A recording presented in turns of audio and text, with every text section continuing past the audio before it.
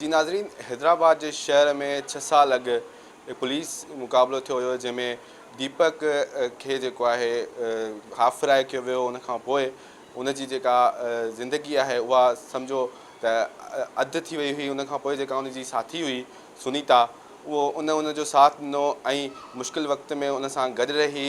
कल्ह खां हिकु एफिडेविट साम्हूं आयो आहे जंहिंमें दीपक जेको आहे ऐं सुनीता जूं जेके आहिनि उहे राहूं जेके आहिनि उहे अलॻि थी वियूं आहिनि ऐं सोशल मीडिया ते इहो मुसलसल वायरल थी रहियो आहे। इन हवाले सां हिन वक़्तु असां दीपक सां गॾु मौजूदु आहियूं। इन समूरी सूरत समूरे मामले जी जेका आहे हिते ॻाल्हि कंदासीं, वधीक दीपक सां ॻाल्हाईंदासीं। माना इहो ई सोचे निकिता हुआसीं, ज़िंदगी इहो गॾियल फ़ैसिलो हूंदो ई इहो आहे त बाबा कहिड़ियूं बालतूं हुजनि, कुझु बि थी सघे थो।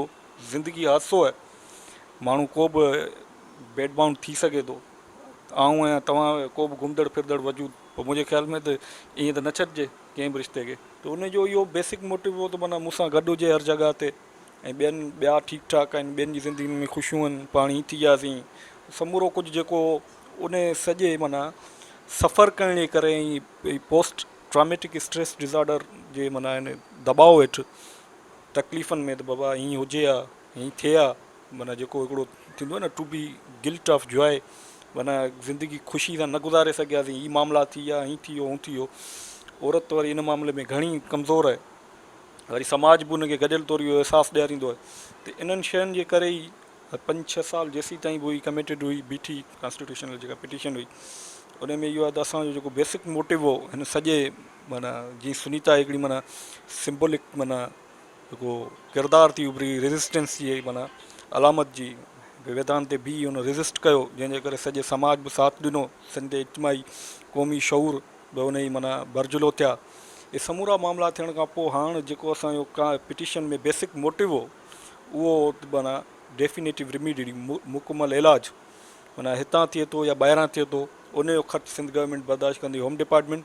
त हाणे इन लाइ असां माना कोशिशि में आहियूं त हिते त असां इलाज 6 साल थी विया आहिनि। 6 सालनि में जेकॾहिं ठीकु थियणो हुजे त कॾहिं थी वञा। 5 ऑपरेशन मेजर्स हिन जा थिया आहिनि, लोअर लिम्ब बोन जा 2 हिन जा ऑपरेशन थिया आहिनि। हिन में बि इंटरनली माना 6 इंच जी प्लेट आहे माना फिक्स्ड। हीअ ॿांह बि वर्कआउट नथी करे, हीअ त माना शुरूआति में ई अबो नी इम्प्यूटेड थी वई। 2 हिन जा ऑपरेशन थिया आहिनि। हिन में बि इंटरनली माना 6 इंच जी प्लेट आहे माना फिक्स्ड। हीअ ॿांह बि वर्कआउट नथी करे, हीअ त माना शुरूआति में ई अबो नी इम्प्यूटेड थी वई। त हाणे कोर्ट जे अंदरि माना आख़िरी जेको माना आहे असांजो जेको नैरेटिव आहे, उन जो इलाजु थिए किथां थिए थो ऐं जी माना ज़िंदगी गुज़ारे। हिकिड़ो आख़िरी सुवालु, तव्हांखे इहो नथो लॻे त हेतिरा साल सुनीता तव्हांजो साथ ॾिनो ऐं हिन टाइम ते सुनीता खे तव्हांजो साथ न छॾणु घुरिजे हा? उहो त फ़र्द जी आज़ादु फ़ैसिले जी चूंड आहे त हू कहिड़ियुनि शयुनि खे सही थी सम्झे, किन खे मस्बत थी सम्झे, कंहिंखे गैर मस्बत। सुनीता हाणे फ़ैसिलो वरितो आहे, उहो माना उन खां ई पुछा करे सघो था। हीअ वरी माण्हू कुझु घणियूं ॻाल्हियूं बि कनि था जिन मामलनि खे ख़बर ई कोन्हे, जिन शयुनि जी उन ते बि डिस्कस कयो थो वञे। सोशल मीडिया अनकंट्रोल्ड माना हिकिड़ो प्लेटफॉर्म आहे जिते हर माण्हू पंहिंजी ॻाल्हि राय आज़ादी सां रखे थो ऐं हर को उते माना जज बि आहे, एडवोकेट बि आहे, हर शइ आहे। इन करे मुंहिंजे ख़्याल ते इहो माना नेगेटिव पासो माना खयो थो वञे ऐं अजायो उन ते डिस्कस कयो थो वञे।